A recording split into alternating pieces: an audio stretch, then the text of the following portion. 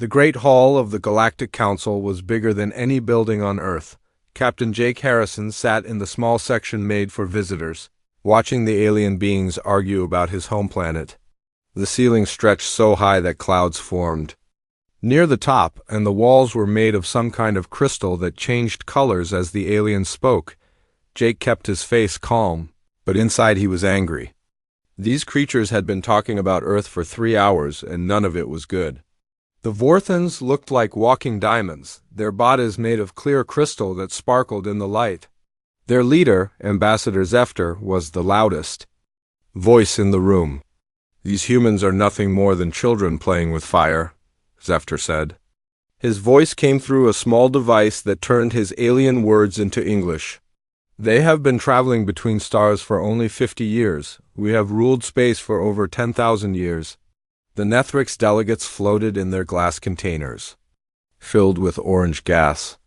They looked like giant jellyfish, but their minds were sharp as knives." High Admiral Kosathara spoke next, his words bubbling through his breathing mask. "The humans use crude metal ships held together with simple fusion engines," he said. "Their weapons are basic plasma cannons and metal projectiles. What threat could such a primitive species possibly be?"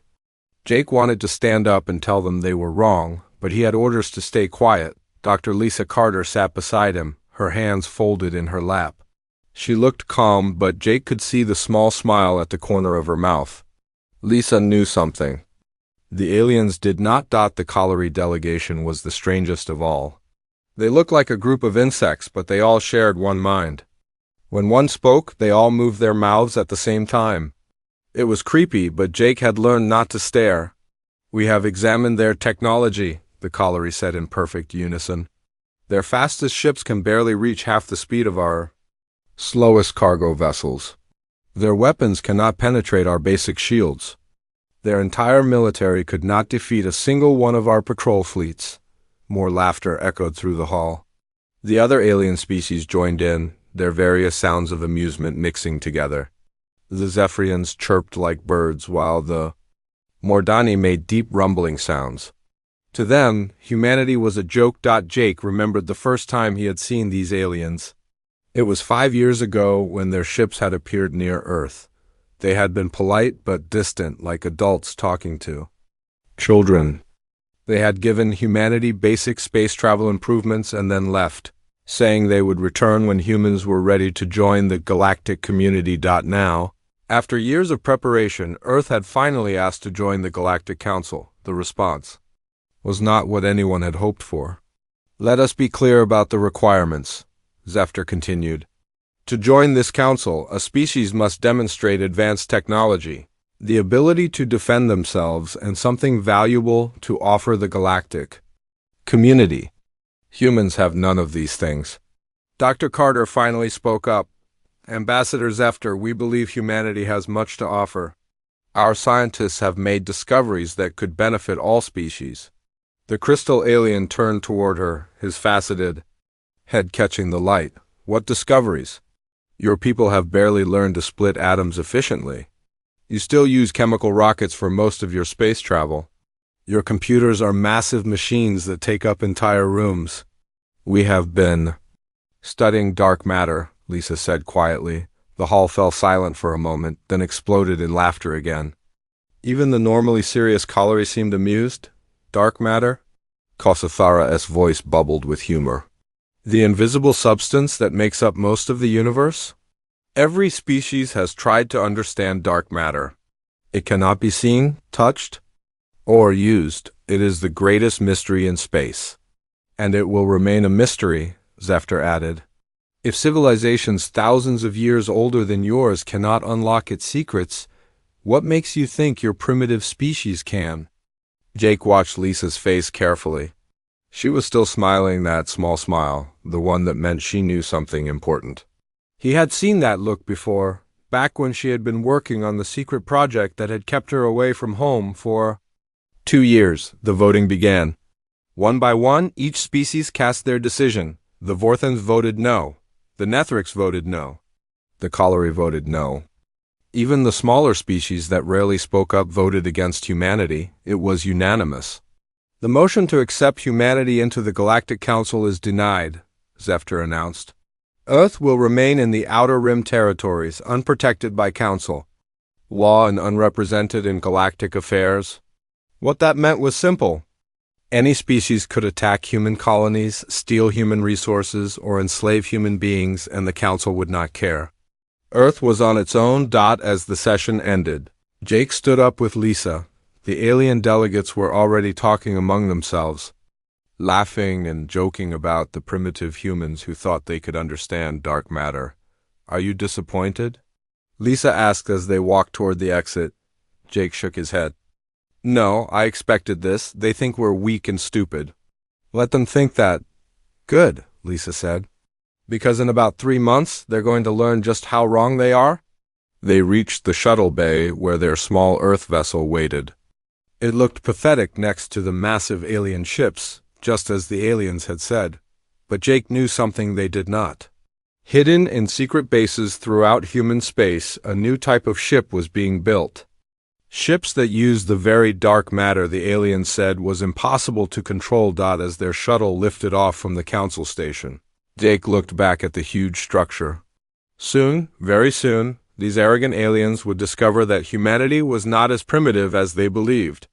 The rejection today was just the beginning. The real show was about to start, and humanity was ready to prove that the most dangerous species in the galaxy was often the one that others underestimated.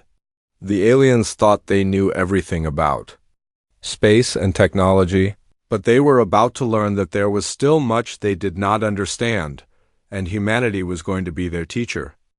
3 months had passed since the Galactic Council rejected humanity's application.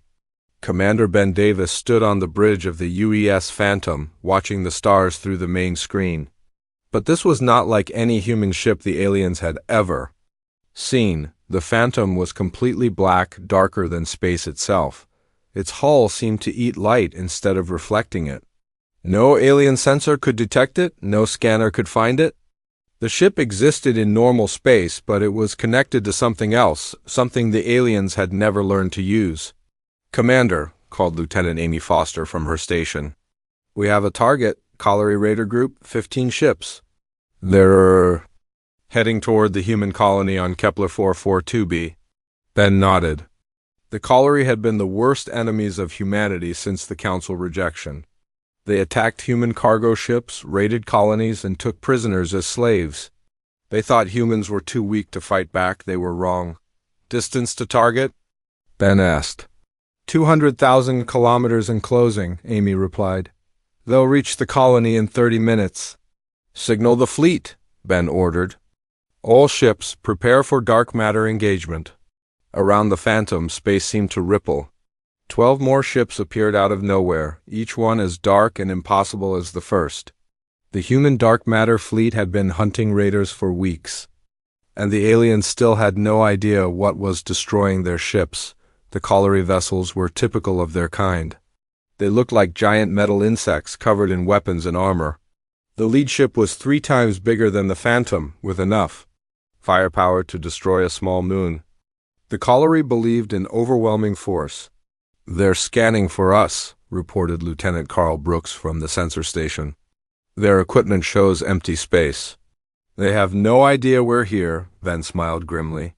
Dark matter was everywhere in the universe, but most species ignored it because they could not see it or touch it. Humanity had learned to do both. The Phantom and its sister ships were built using dark matter technology, making them invisible to normal sensors.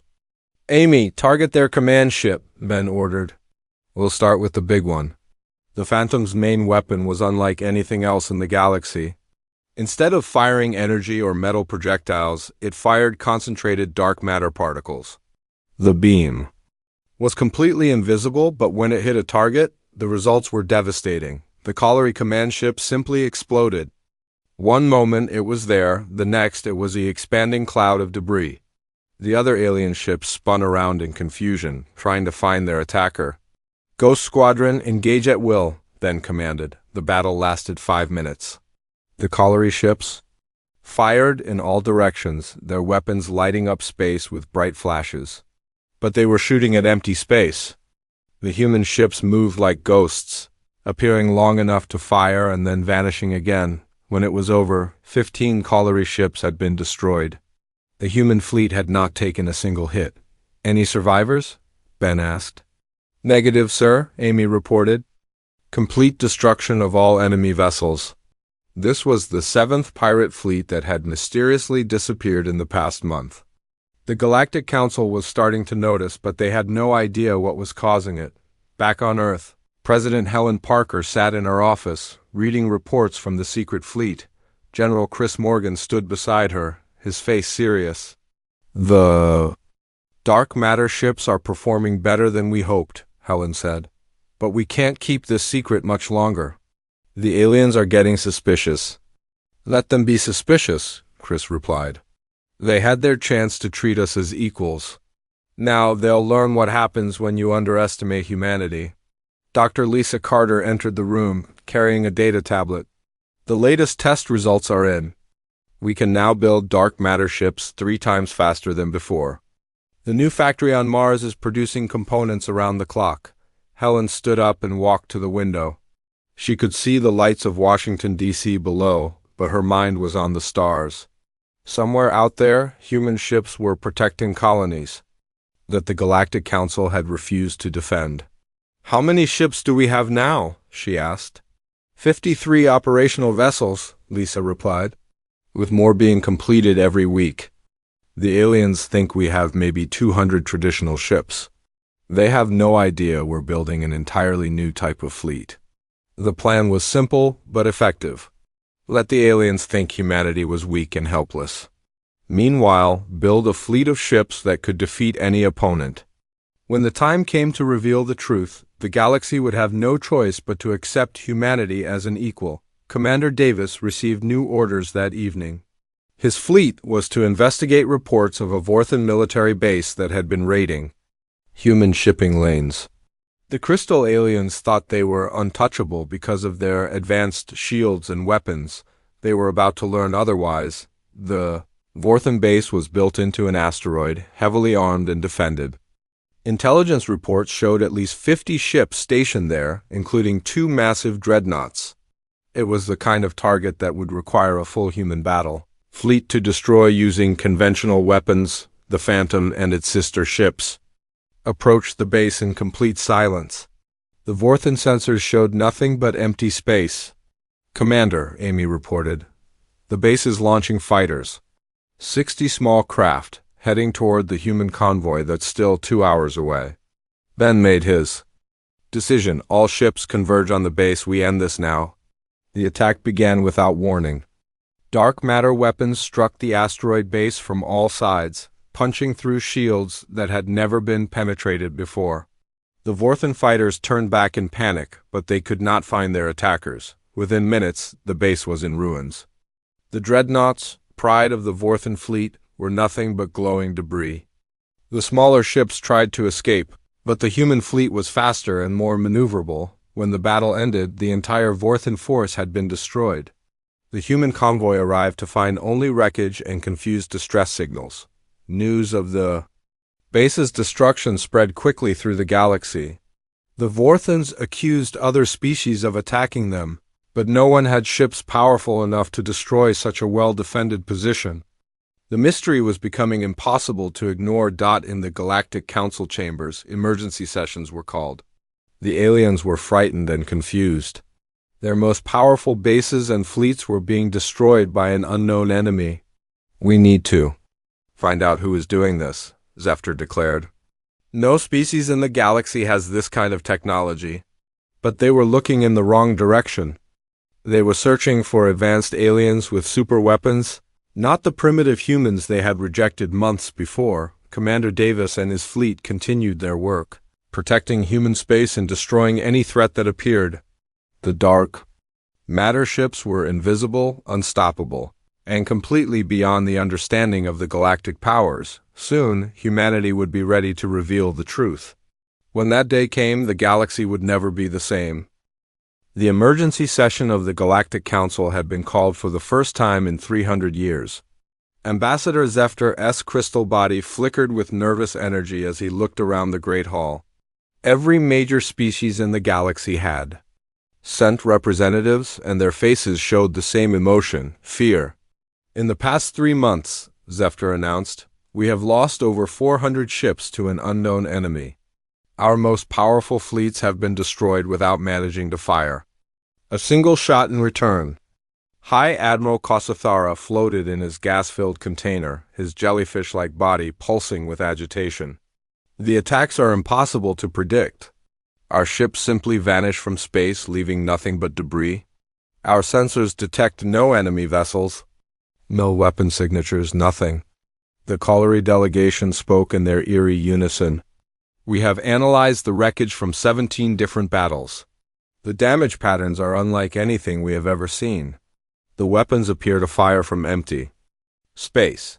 Captain Jake Harrison sat in the visitor section, just as he had 3 months ago. But this time he was not alone. Dr. Lisa Carter sat beside him, along with Admiral Ross Taylor, the commander of Earth's secret fleet. They had been invited to observe the emergency session, though the aliens had not bothered to ask for their input. The only pattern we can find, continued Zephyr, is that these attacks happen near human space.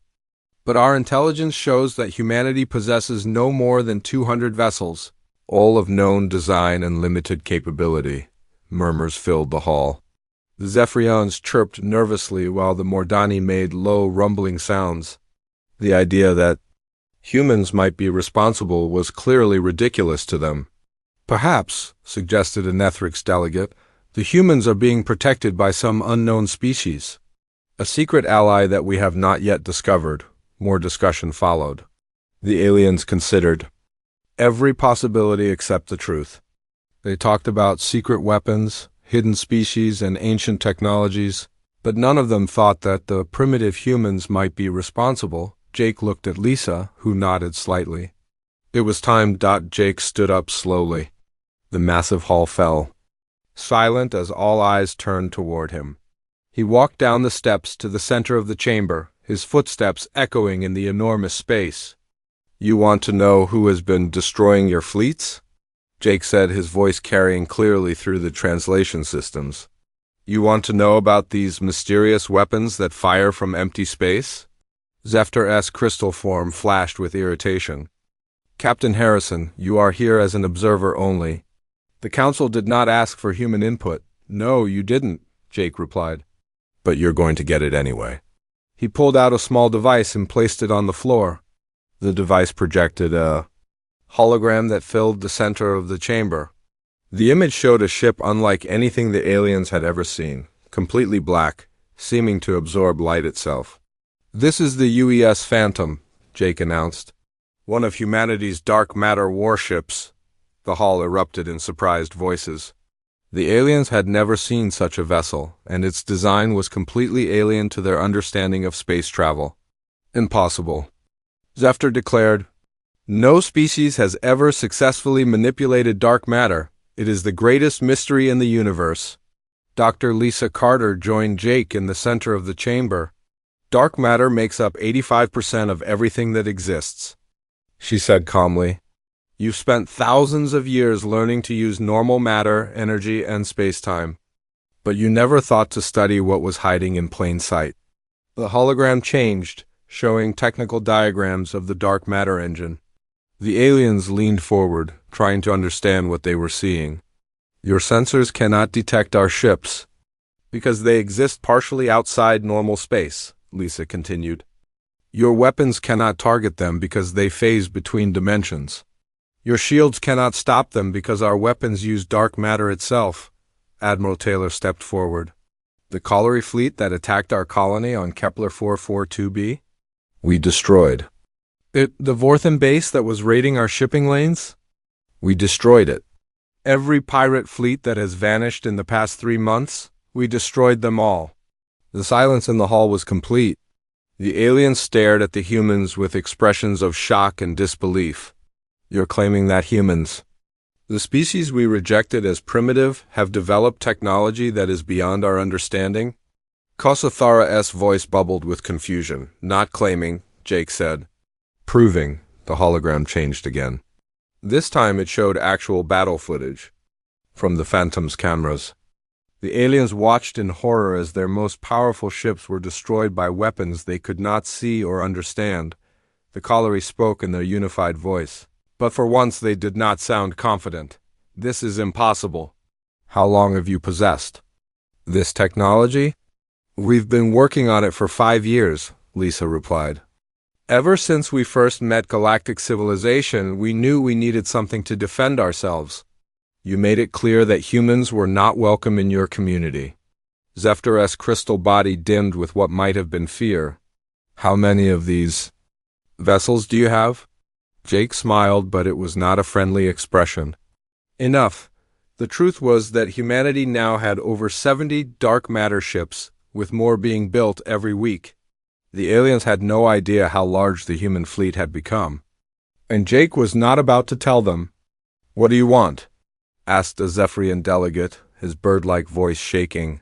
What we've always wanted, Jake replied. To be part of the galactic community, but on equal terms this time. The implications were clear. Humanity was no longer asking to join the Galactic Council. They were demanding it, backed by technology that made them the most powerful species in the galaxy. You could have chosen to welcome us as friends, Lisa said. Instead, you chose to treat us as inferiors. Now you'll deal with us as equals whether you like it or not. Admiral Taylor activated another hologram, this one showing the positions of human ships throughout the galaxy. The aliens gasped as they saw the extent of humanity's presence. Dark matter vessels were stationed near every major trade route and military base. We are not interested in conquest, Taylor said. But we will defend ourselves and our allies. Any species that attacks human interests will face the consequences. The session ended in chaos. The alien delegates argued among themselves, trying to figure out how to respond to this new reality. Some wanted to negotiate, others wanted to fight, but all of them were afraid. As the humans left the chamber, Jake could hear the aliens still arguing behind them. The galaxy's balance of power had shifted in a single afternoon, and the species that had once ruled space were struggling to understand their new position. Do you think they'll accept us now? Lisa asked as they walked toward their shuttle. Jake looked back at the council building, where lights flickered behind the crystal windows as the emergency session continued. They don't have a choice. They can either deal with us as equals, or they can keep losing ships to an enemy they can't see or fight. The age of human expansion was about to begin, and the galaxy would never be the same. The aliens had learned the hard way that the most dangerous species was often the one that others underestimated. The response came faster than anyone expected. Within 24 hours of the revelation in the Galactic Council chambers, every major power in the galaxy had mobilized their fleets. The Vorthons, Nethrix, and Colliery had formed an alliance. That would have been impossible just days before. Admiral Ross Taylor stood on the bridge of the UES Sovereign, humanity's new flagship. Unlike the crude metal ships the aliens expected, the Sovereign was a masterpiece of dark matter engineering. Its hull seemed to bend space around it, and its weapons could tear holes in reality itself. Admiral, reported Commander Kate Wilson. From the tactical center, enemy fleet composition is complete. 3,000 vessels from 12 different species. They're forming up in the Proxima Nebula, Ross nodded grimly. The aliens had chosen their battlefield well. The dense particle fields of the nebula would interfere with normal sensors, giving them an advantage against conventional ships. Too bad for them that human ships were anything but conventional. Our fleet status? Ross asked. 57 dark matter vessels ready for engagement, Kate replied. All ships report full readiness. The numbers seemed impossible. 57 ships against 3,000. Any normal fleet would be destroyed in minutes. But the dark matter ships were not normal by any measure. Captain Paul Griffin commanded the UES Wraith, one of the newer vessels in the fleet. He had been a pilot in the old Earth Defense Force, flying metal ships with chemical rockets. The transition to dark matter technology had been like learning to fly all over again. Griffin here, he reported over the comm system. All systems green. The Wraith is ready to dance. Similar reports came in from all the other ships. The UES Phantom, under Commander Ben Davis, was positioned on the fleet's left wing. The UES Shadow, UES Spectre, and UES Nightmare took up positions. Throughout the formation, the alien fleet was impressive by any standard. Massive Vorthan dreadnoughts floated alongside sleek Nethrix cruisers. The Colliery had brought their entire home fleet, including ships that had never been seen outside their own space. Even smaller species had contributed vessels, creating the largest military force in galactic history. "They're confident," observed Lieutenant Amy Foster, who had transferred from the Phantom to serve as Ross's tactical officer. "Look at their formation. They're not even trying to hide their numbers." Ross studied the display. The alien fleet was arranged in a classic attack formation, with the heavy ships in the center and faster vessels on the flanks. It was a formation designed to overwhelm an enemy with pure firepower. "They're thinking like generals from 1,000 years ago," Ross said. "They still believe that more ships means victory." The battle began at 1430 Galactic Standard Time. The alien fleet moved forward in perfect formation, their weapons charging for maximum impact. They expected to face a traditional human fleet, metal ships with limited maneuverability and basic weapons. Instead, they found empty space. "Where are they?" demanded Admiral Kasathara, his voice bubbling with confusion. "Our sensors show no enemy vessels." The Vorthan commander, General Zethkar, was equally puzzled. "All ships, full sensor sweep. The humans must be using some kind of stealth technology." What they didn't understand was that the human ships weren't using stealth. They were using the fundamental structure of the universe itself, dark matter. Manipulation allowed the ships to exist in multiple dimensions simultaneously, making them invisible to conventional sensors. The first attack came without warning. The Vorthan dreadnought Crystal Hammer simply exploded, its massive hull torn apart by weapons that seemed to fire from empty space. The ship's death lit up the nebula like a small sun. "All ships, defensive positions," Zethkar ordered. "Return fire on all vectors." The alien fleet opened fire, their weapons creating a light show that could be seen from several star systems away. Energy beams crisscrossed through space, plasma cannons fired in all directions, and missile launchers emptied their magazines. They were shooting at Ghost. Captain Griffin watched from the Wraith as a Nethrix cruiser fired directly at his position. The energy beam passed harmlessly through his ship, which existed just slightly outside normal spacetime. The alien weapons simply could not touch targets that weren't entirely in their dimension. "This is too easy," Griffin muttered, then targeted the cruiser that had just fired at him. The Wraith's main gun charged with dark matter particles and fired. The Nethrix cruiser folded in on itself, its molecular structure disrupted by the dark matter beam. The ship collapsed into a sphere of twisted metal before exploding outward. In a shower of debris all across the battlefield, similar scenes played out. The alien ships fired desperately at targets they could not see, while the human fleet picked them off one by one with perfect accuracy. "Admiral," Kate reported, "we're down to 2,500 enemy vessels." "No damage to our fleet," Ross nodded. The dark matter ships were not just invisible, they were nearly invincible. The alien weapons passed through them like they were made of empty space, while the human weapons struck with devastating effect. The Colliery tried a different approach. Their ships suddenly broke formation and scattered in all directions, hoping to confuse the human targeting systems. It was a smart move, but it came too late. "All ships, free fire," Ross ordered. "Take targets of opportunity." The massacre accelerated. Human ships appeared out of nowhere, fired their weapons, and vanished again. The aliens never saw their attackers, only the results of their attacks. Commander Davis, aboard the Phantom, watched as a group of Zephyrian fighters tried to coordinate an attack pattern. The bird-like aliens were excellent pilots, but they were fighting an enemy that existed in multiple dimensions. "Amy, target the fighter group," Davis ordered. "Which one, sir?" "There are 6 groups within range, all of them."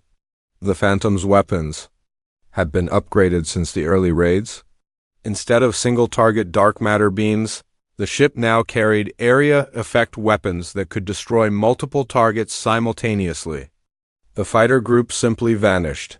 Their ships scattered across several dimensions. As the battle continued, the alien fleet began to panic. Ships broke formation and tried to flee, but the human vessels were faster and more maneuverable. There was no escape from an enemy that could appear anywhere and strike from any direction. "This is impossible," Zethkar screamed over the comm channels. "No species has technology this advanced." But the humans did, and they were using it with devastating effect. The alien fleet, which had seemed so powerful just hours before, was being systematically destroyed by an enemy they could not see or fight. Admiral Taylor watched the battle from the Sovereign's bridge, his face grim. This was not a battle. It was a demonstration. Humanity was showing the galaxy exactly what happened when you underestimated them. "Admiral," Kate reported, "enemy fleet down to 500 vessels. They're trying to surrender." Ross considered the request. The aliens had come here to destroy humanity, convinced that their superior numbers would guarantee victory. Now they were begging for mercy from the species they had dismissed as primitive. "Broadcast this message on all frequencies," Ross ordered. "This is Admiral Ross Taylor of the Earth Defense Force. You came here to destroy us because you thought we were weak. You were wrong. Leave now, and remember what you've learned today." The surviving alien ships needed no further encouragement. They fled the battlefield as fast as their engines could carry them, leaving behind the wreckage of 2,500 vessels. The Battle of Proxima Nebula lasted 6 hours. When it ended, the greatest fleet in galactic history had been reduced to scattered debris. The human dark matter fleet had not lost a single ship. The message was clear to every species in the galaxy. Humanity was no longer the weak, primitive species that could be ignored or bullied. They were the new power in space, and they had the technology to back up their claims. The age of human dominance had begun. The Galactic Council chambers had never been so quiet. The surviving alien leaders sat in their seats like frightened children, their earlier arrogance completely gone. The great hall that had once echoed with confident voices now held only whispers and nervous shuffling. Captain Jake Harrison walked slowly to the center of the chamber, his footsteps the only sound in the vast space.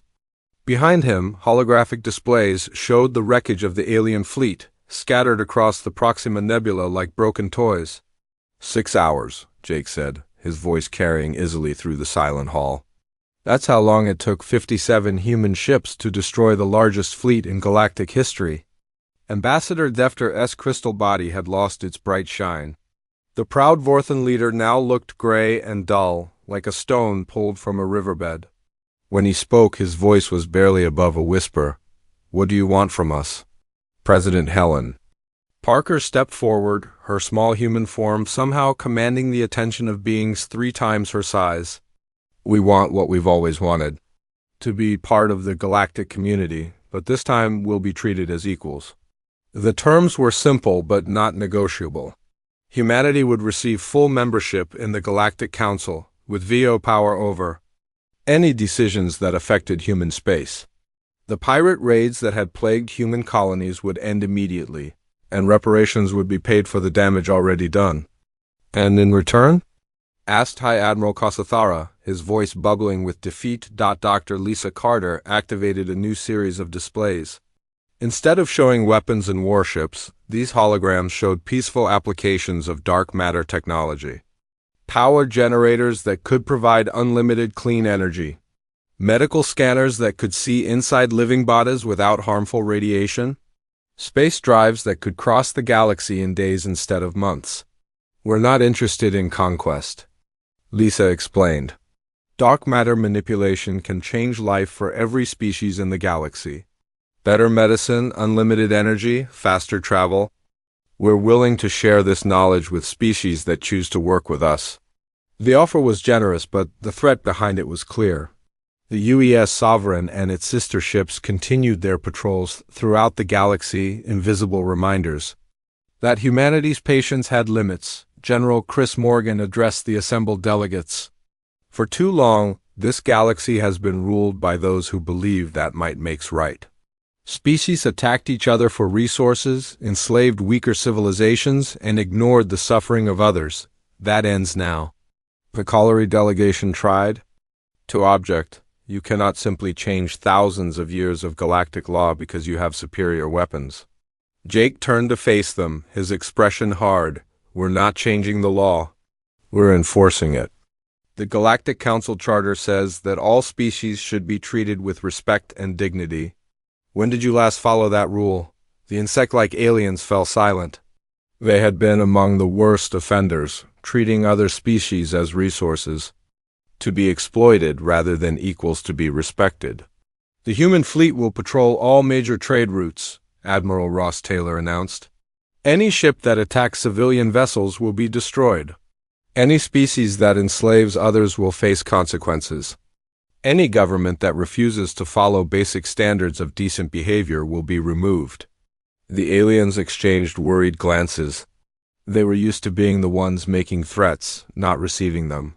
What about our sovereignty? Demanded a Zephyrian. Delegate, each species has the right to govern itself. You have the right to govern yourself, Helen agreed. But you don't have the right to harm others. The days of the strong preying on the weak are over. The negotiations continued for 3 days. The aliens tried to bargain, to find some way to maintain their old privileges and advantages. But humanity held all the cards now, and they were not interested in compromise. Captain Paul Griffin patrolled the outer rim in the UES Wraith, monitoring the discussions from afar. His ship and dozens of others like it were stationed throughout the galaxy, ready to enforce humanity's new order.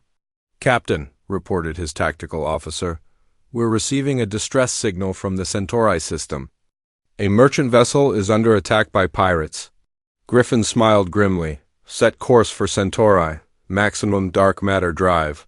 The Wraith arrived at the scene within minutes.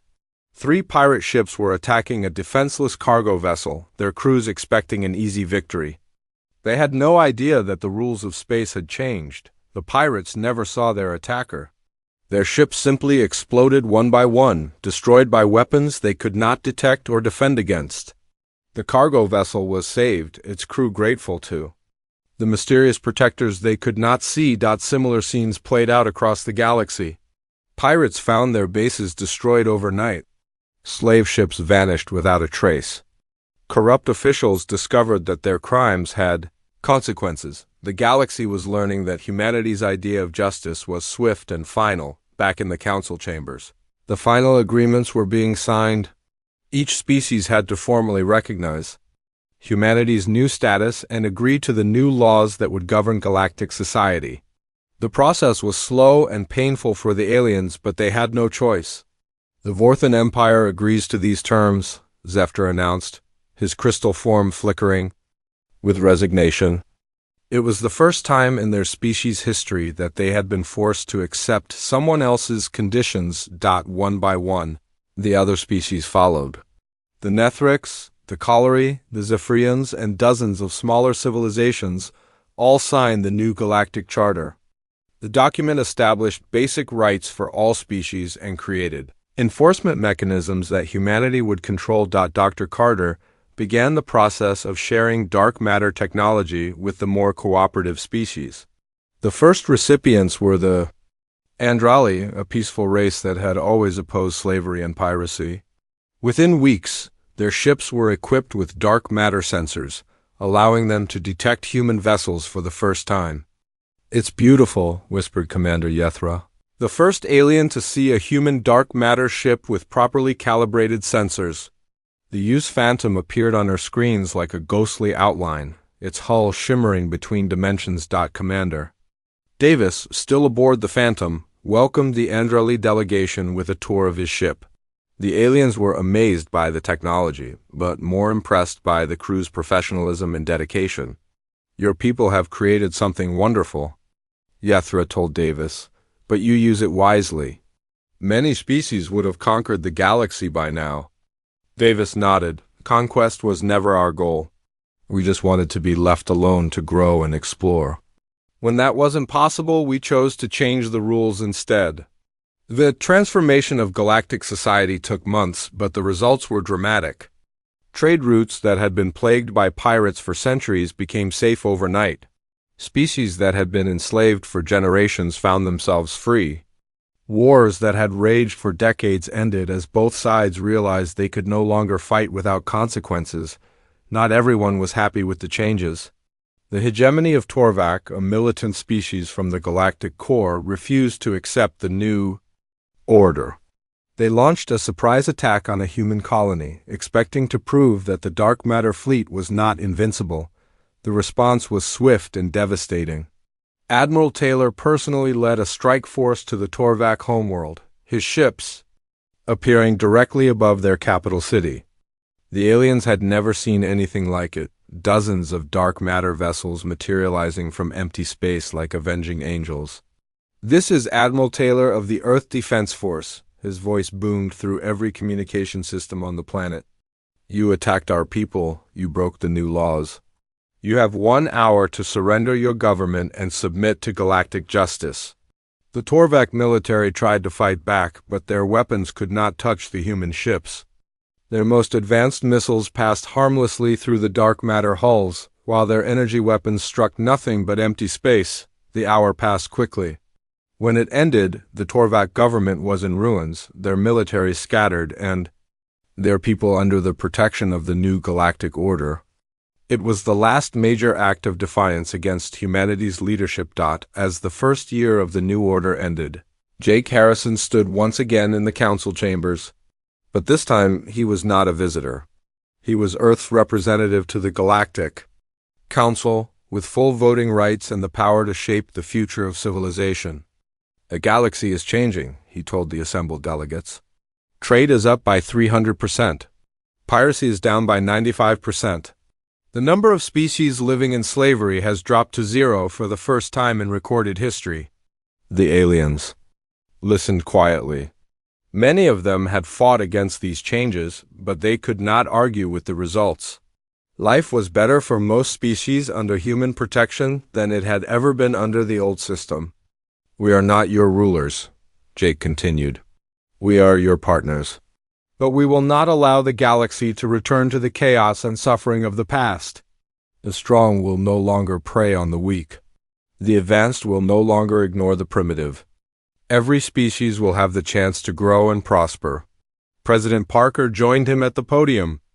"The dark matter technology will be shared with all species that prove they can use it responsibly. We are already working with 17 different civilizations to build their own fleets. In time, the protection of galactic peace will be a shared responsibility." The vision was ambitious but achievable. A galaxy where